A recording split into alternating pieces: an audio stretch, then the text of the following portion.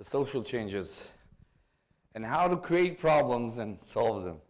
People that are belonging to the group that is represented by Ladi Gabunia. He's the co-founder of Influence Georgia. People in his group actually are the pioneers of influencer digital campaigns, social media campaigns in Georgia, and how to up and be reborn again. Floor is yours. Thanks. Hello, everybody. My name is Ladi, and as you just heard, we pioneered influencer marketing in Georgia 2 years ago. And past 2 years, we've done basically over 85 campaigns.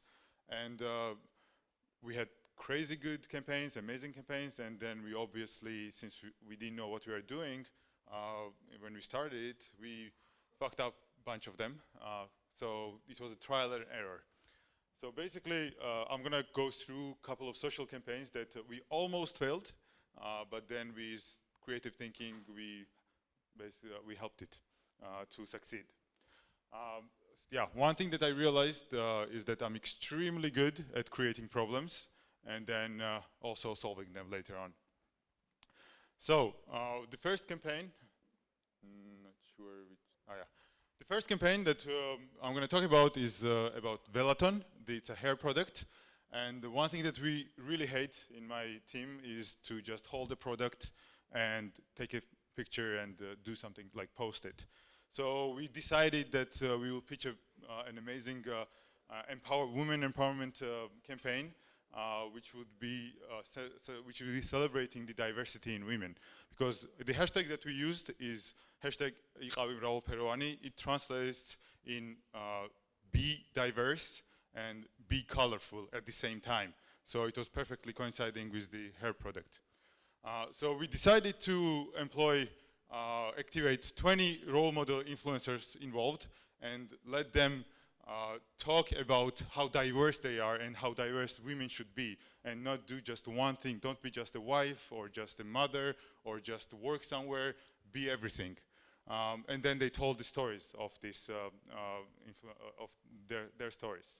And then we shoot one video and then one video that was basically showing making of the video. And then we completely covered the social media during that day and a couple of days, and then we had tangible results. So we financed 2 kids that didn't have money to study, and then we financed them, and they actually just finished their vocational work, education, and now they're working, and it was super successful. So you might ask, what went wrong? Well, basically on the paper and the campaign went great, but the 10 days that we were doing it was complete hell, because we completely misunderstood how the budgeting worked and how to shoot the video. Comes out it cost way more than we thought, and then we didn't have any money left for influencers to be paid. So the last part, we had a creative idea we only were supposed to do like a video. Nobody was asking us to shoot 2 videos, but we demanded we needed making of video, which even costs even more.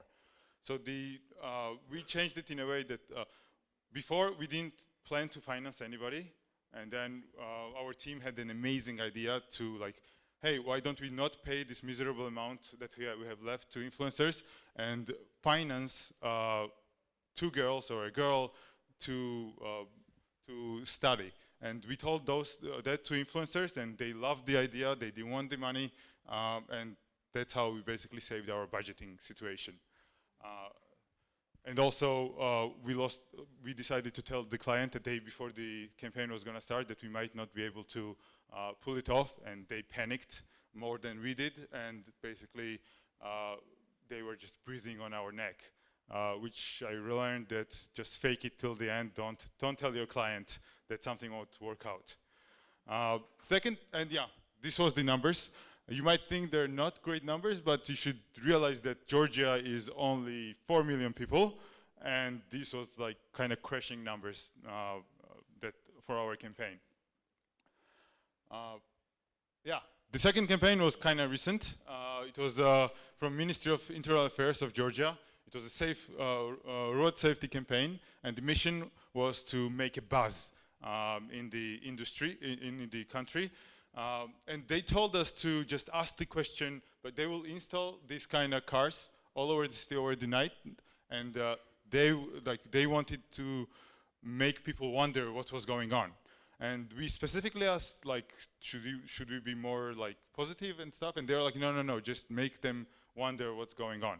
And that was a big mistake because it went completely on a negative side. So in every other situation, memes are great, but when the client is government, they really don't like being made fun of. This is the ex-mayor of Tbilisi, and it just exploded. The meme pages just went crazy. So we had to crisis manage it and then activate more influencers to write positive things. It was a great campaign, but people didn't understand it at all. Yeah, and the numbers were terrible as well. So it was more comments than usually anything gets, but it was all negative comments. And yeah, when dealing with the government, this was the first time we dealt with the government, we realized that there's a huge bureaucracy, and they pay later. They don't, usually we get 50% up front. That was not the case this time. And then I learned a little trick with influencers that if we pay as soon as they're done with posting or their campaign, they love working with us. So for them it's better to pay just a little bit less. If they get instantly, then they pay them a month later. So this angered the influencers quite a lot because we paid them like a month and a half later. So we had to really be on our tiptoes and talk to them to not go crazy about it and not post anything against government. So yeah, that was one. So last year we won the grant from World Bank and Georgia government as one of the best startups because we're doing so great with influencer marketing. So our great idea was to decide to build an influencer marketing platform. And because we think that we are great at negotiating, we negotiated a great price with Ukrainian developers and did not listen to them at all. So we decided to input everything. Instead of having a minimum viable product or a prototype, we decided to have everything and in $25,000, and it completely backfired. So we ended up with a prototype that doesn't work, but it was like huge learning experience.